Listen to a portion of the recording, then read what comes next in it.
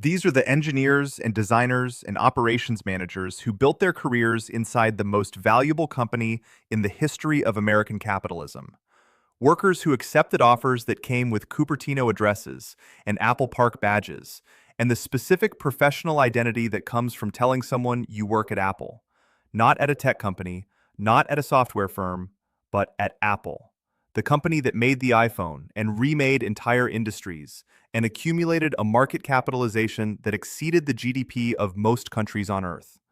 And now, those same workers are watching their company's leadership make decisions about where to invest, where to build, where to hire, and where to grow that increasingly point away from the California that Apple has called home since two men named Steve started a company in a garage in Los Altos in 1976.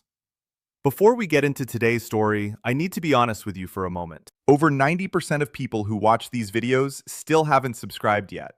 And considering how quickly the economic landscape is changing in America right now, staying informed matters more than ever. If you enjoy these deep dives into business decisions, corporate relocations, and the real reasons companies are reconsidering California, take a moment to hit that subscribe button. It's completely free, and it helps this channel continue producing these in-depth reports. And before we begin, I want to hear from you. Do you think Apple will eventually move its headquarters out of California? Let me know in the comments below. This is the story of why Tim Cook, one of the most carefully controlled and deliberately measured communicators in American corporate life, a man who had spent decades saying almost nothing publicly about California's policy environment, while Apple's relationship with that environment grew quietly more complicated, finally began speaking about it in ways that were specific enough and pointed enough to register as something more than diplomatic boilerplate. It is a story about what it takes to get a company of Apple's discipline and strategic patience to say out loud what its investment decisions had been saying quietly for years. And it is a story about what those words and the decisions behind them reveal about where the most valuable company in the world has decided its future is going to be built. Most people understand Apple through its products. The iPhone that sits in a pocket, the laptop that opens on a desk, the watch that tracks a heartbeat. What fewer people track is the corporate geography of Apple's actual operations, the physical reality of where the company puts its money and its people when it is making decisions that are not about product design or software engineering, but about the long-term organizational infrastructure of a company that employs nearly 160,000 people globally and generates revenue that exceeds the economic output of many sovereign nations. Apple Park, the $5 billion circular campus that opened in Cupertino in 2017 and became one of the most discussed pieces of corporate architecture in the world, represents Apple's physical commitment to California, rendered in glass and steel and landscaped gardens, on a scale that is genuinely difficult to comprehend. The campus covers 175 acres. It houses thousands of employees in a building so large that it has its own internal street system. It was designed by Norman Foster, and it cost more than any corporate headquarters ever built before it. It is, in every physical sense, a monument to Apple's California identity. And it is also, in the context of everything that has happened in the years since it opened, a monument to a version of Apple's relationship with California that the company's investment decisions have been quietly complicating ever since the ribbon was cut. Tim Cook is not Howard Schultz. He is not the kind of executive who uses earnings calls or conference appearances to deliver pointed commentary on the political environment of the cities and states where his company operates. His communication style is disciplined to a degree that reflects both his personal temperament and the institutional culture of a company that Steve Jobs built around the principle that everything Apple does should be intentional, controlled, and precisely calibrated to the effect it is meant to produce. When Cook says something publicly about California, the words have been considered. They are not spontaneous. They are not venting. They are a message that Apple has decided it is ready to send. And the fact that he began sending it at all is therefore more significant than the specific content of what he said. What Cook said, in appearances and interviews beginning in 2024 and continuing into 2025, was that California's business environment had become genuinely difficult for a company of Apple's scale, in ways that were affecting operational decisions. He did not use those exact words. Cook does not use exact words like that.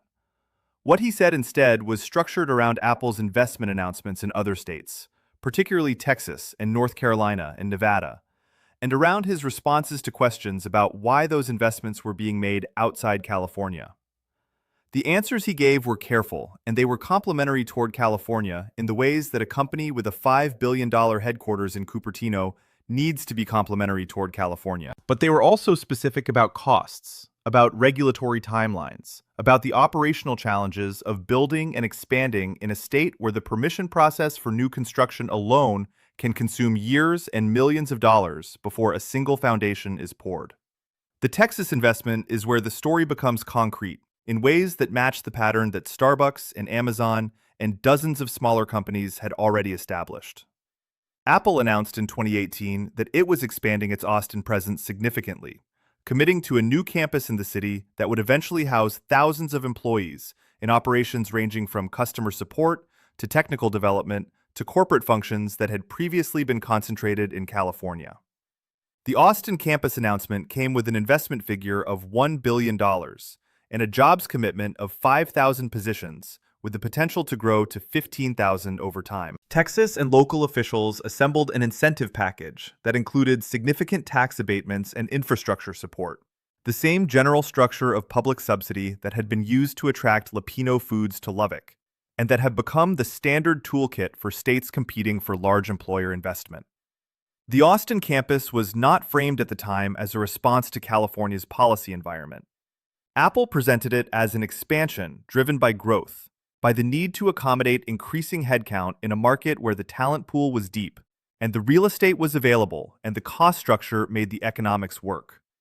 Both of those things were true simultaneously. Apple was growing and needed space, and the space it chose to build was in a state where electricity costs less, where corporate taxes are structured differently, where the regulatory environment for construction and expansion operates on timelines that California's permitting process cannot match. The growth narrative and the cost narrative were not in competition. They were the same decision described from two different angles. What happened in Austin after that initial announcement tracked closely with what Apple had projected. The campus grew, headcount expanded. The company became one of Austin's largest employers and one of the most significant contributors to the transformation of Austin's technology sector from a secondary market with a strong university presence into a genuine peer of Seattle and Boston and the Research Triangle as a destination for technology industry investment and talent. Apple's presence brought ancillary economic activity in the way that major employer investments always do, supporting the restaurants and housing developments and service businesses that grow up around concentrations of high-earning workers. And through all of that growth, the Austin campus operated in a cost environment that was meaningfully more favorable than what a comparable expansion in California would have required. North Carolina entered the Apple story in 2021 when the company announced a new campus in Research Triangle Park. An investment commitment of $1 billion with an initial jobs target of 3,000 positions that the company indicated could grow substantially over time. The Research Triangle announcement was significant for reasons that went beyond its immediate economic impact. North Carolina had spent decades building one of the most effective technology talent pipelines in the American South through the combination of Duke University, the University of North Carolina, and North Carolina State, and the established research park infrastructure that had grown up around those institutions. Apple's decision to invest there was a recognition that the talent Apple needed was available in locations outside California, in quantities and at costs that made those locations genuinely competitive alternatives to continued concentration in the Bay Area. The North Carolina campus also came with an incentive package, including a significant grant from the state that was contingent on Apple meeting its jobs and investment commitments. The structure of the deal reflected a bidding dynamic that had become standard in large employer site selection, with states and localities competing to offer the most attractive combination of direct incentives, tax treatment, infrastructure support, and workforce development commitments. California had mechanisms to participate in that competition, including the California Competes tax credit program that had been used to retain and attract employers across multiple industries. But the fundamental cost differentials between California and competing states in areas like electricity, corporate taxation, and real estate were large enough that incentive packages could narrow them without closing them entirely. The Nevada story is different in kind from the Texas and North Carolina investments because it involves a facility type that reveals something specific about Apple's supply chain strategy and its approach to the cost of physical infrastructure at scale.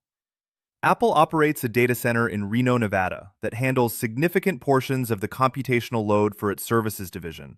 The iCloud storage and Apple Music streaming and App Store transactions and device backup functions that generate a growing share of Apple's total revenue. Nevada's electricity costs, its water availability for data center cooling, its proximity to California's population center without California's operating cost structure, and its favorable tax treatment for data center investment all made it a logical location for infrastructure that Apple needed to build somewhere. Building it in California was an option that the economics of data center operation made genuinely difficult to justify against the Nevada alternative. Apple's manufacturing relationship with California is also worth examining because it reveals the limits of what domestic policy environment can accomplish when global supply chain economics are the primary driver of where things get made. Apple assembles essentially none of its hardware products in California. The iPhones and MacBooks and iPads and Apple Watches that generate the revenue that makes Apple the most valuable company in the world are assembled primarily in China, with additional manufacturing in India and Vietnam, as Apple has worked to diversify its production geography in response to trade policy uncertainty and geopolitical risk. The decision to assemble products in Asia rather than California is not primarily a function of California's regulatory environment or its wage structure, though those factors are not irrelevant. It is primarily a function of the global labor cost differential and the supply chain infrastructure that decades of electronics manufacturing in Asia have built up in ways that cannot be replicated quickly or cheaply anywhere else. But for the corporate and operational functions that Apple does locate domestically, the pattern of where new investment is going tells a clear directional story. When Apple needs to add customer support capacity, it builds in Texas or Arizona. When it needs to expand its technical operations infrastructure, it builds in Nevada or Oregon. When it needs additional corporate headcount to support growing services businesses, it hires in Austin, in Research Triangle, in Nashville. The California headcount is not shrinking in absolute terms, but it is growing more slowly than the investment being directed elsewhere, which means California's share of Apple's total domestic footprint is declining, even when the headline commitment to Cupertino remains rhetorically intact. The housing cost dimension of Apple's California challenge is one that Tim Cook has addressed more directly than almost any other aspect of the company's relationship with the state's policy environment. California's housing affordability crisis, concentrated most severely in the Bay Area, where Apple's headquarters sits, creates a specific operational problem for a company trying to recruit talent from outside the region. An engineer offered a position at Apple Park in Cupertino faces a housing market where the median home price in Santa Clara County runs well above $1.5 million, where rent for a two-bedroom apartment in communities within reasonable commuting distance of the campus exceeds $3,000 per month, and where the supply of new housing has been constrained for decades by a combination of zoning restrictions, environmental review requirements, and local political opposition to density that has made California's housing supply one of the most dysfunctional in the developed world. Apple has responded to that crisis in ways that reflect both genuine corporate social responsibility and the operational reality that a company competing for talent needs to help solve the problems that make its location less attractive to the people it is trying to hire. The company committed $2.5 billion to California housing initiatives in 2019, a figure that was among the largest single corporate commitments to housing affordability that any American company had made. The commitment included affordable housing funds, first-time homebuyer assistance programs, and support for housing construction financing. Cook spoke personally about Apple's responsibility to address a crisis that Apple's own growth had contributed to by driving up demand in a market where supply could not keep pace. The commitment was real and the investment was genuine. And the housing affordability problem in the Bay Area remains severe enough in 2025 that Apple was still using its Texas and North Carolina expansions partly as a way of locating operations in places where the employees staffing those operations could afford to live without requiring corporate assistance to do so. California's regulatory environment for construction and development creates a specific problem for a company of Apple's scale that is distinct from the wage and tax issues that affect operating costs on a daily basis. When Apple wants to expand its physical footprint in California, it navigates a permitting and environmental review process that operates on timelines that would be unrecognizable to the project managers overseeing its Texas or North Carolina construction. The California Environmental Quality Act, known as CEQA, requires environmental review of virtually any significant development project. And the review process can be initiated, extended, and litigated by third parties in ways that add years and tens of millions of dollars in legal and consulting costs to projects that would receive approvals elsewhere in a fraction of the time. Apple's own Apple Park construction required years of environmental review and community engagement before ground was broken, a process that was navigated successfully, but that established for Apple's real estate and development team exactly what building in California at scale actually costs in time and uncertainty before the physical construction even begins. When Tim Cook began addressing these realities more explicitly in 2024 and 2025, the context that surrounded his comments was important to understand. He was not speaking in a vacuum. He was speaking after a period in which California Governor Gavin Newsom had made public efforts to engage directly with large employers about their concerns, reportedly distributing personal contact information to chief executives and making direct cases for California's value proposition as a business location. Newsom's engagement was a recognition that the signal being sent by corporate investment decisions was serious enough to require a response at the gubernatorial level. Cook's measured and diplomatic acknowledgement of California's challenges, offered in that context, was therefore doing something specific.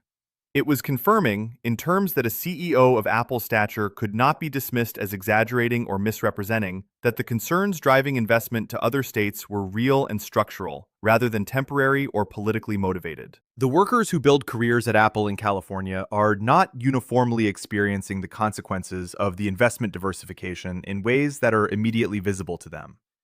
Apple Park remains one of the most extraordinary places to work in American corporate life. The campus itself is a physical argument for the value of working at Apple in California, an environment so carefully designed and so generously provisioned that it functions as a retention tool in its own right. The employees who work there are among the highest compensated in the technology industry, compensated well enough that Bay Area housing costs are painful but not prohibitive for most of the senior engineering and design talent that Apple most needs to keep. The layoffs that Apple conducted in 2024 and 2025 were real, but they were not concentrated in California in the way that the Amazon layoffs had been concentrated in Seattle. Apple's workforce reductions were more globally distributed and more targeted at specific functions rather than geography. But the trajectory of where new investment is going is visible to anyone who tracks Apple's public announcements over a multi-year period, rather than evaluating each announcement in isolation. The Austin campus is growing. The Research Triangle presence is deepening. The Nevada data center infrastructure is expanding. And California's share of that growth, measured not by the absolute number of California employees, but by the proportion of new investment directed there compared to where it was directed a decade ago, is declining in ways that the company's public commitments to Cupertino do not fully capture. Apple has not said it is leaving California, and it is not leaving California in any near-term sense that would be recognizable as departure. The headquarters is there. The design studios are there. The engineering talent that produces the software and hardware decisions that make Apple what it is concentrated there. These are not functions that relocate quickly or easily, and Apple has invested too much in the physical infrastructure of its California presence to abandon it on any timeline that the next several years of corporate planning would cover. But the question that Tim Cook's increasingly candid comments about California's challenges implicitly raises is not whether Apple is leaving. The question is whether Apple, absent a meaningful change in California's cost and regulatory environment, will continue to grow in California at a rate that keeps pace with its growth elsewhere, or whether the trajectory that the last several years of investment decisions has established will continue to compound until California's share of Apple's total footprint has declined to something that looks less like home base and more like one important location among several. The communities and workers who depend on Apple's California presence experience that question not as a policy debate, but as a daily reality. The small businesses in Cupertino and Sunnyvale, and the surrounding communities that serve Apple employees and contractors. The residential neighborhoods whose property values and school funding reflect Apple's local economic presence. The local and county governments whose tax revenues depend on the compensation and spending of Apple's California workforce. For all of those communities, the answer to the question of Apple's long-term California commitment matters in ways that quarterly earnings reports and product announcement events do not capture. Tim Cook finally addressed Apple's California situation because the investment decisions that his company had been making for years had made the situation impossible to address only through silence. When a company builds a billion-dollar campus in Texas and a billion-dollar campus in North Carolina, while navigating regulatory timelines and housing costs in California that make comparable expansion there structurally more difficult, the question of why eventually becomes unavoidable. Cook's answers were measured, and they were fair, and they gave California credit for the genuine strengths that make it irreplaceable for certain functions that Apple will continue to perform there. But they were also honest in a way that Tim Cook is not typically publicly honest about anything that touches the political environment of the states where Apple operates. And that honesty, coming from the person who runs the most valuable company in the world, was a signal worth paying attention to. Not because it announced a departure, but because it confirmed, in terms that carried the full weight of Apple's institutional credibility, that the reasons other companies had been quietly redirecting their investment away from California were the same reasons that Apple had been quietly doing exactly the same thing. Before you leave, I want to thank you for watching this report all the way through, but I also want to remind you that over 90% of viewers still haven't subscribed yet. If you enjoy these in-depth stories about economic change, business decisions, and the industries reshaping America, please hit that subscribe button. It genuinely helps this channel continue growing. And before you go, I'd like to hear your thoughts. Do you think more companies will follow this path in the coming years? Let me know in the comments below.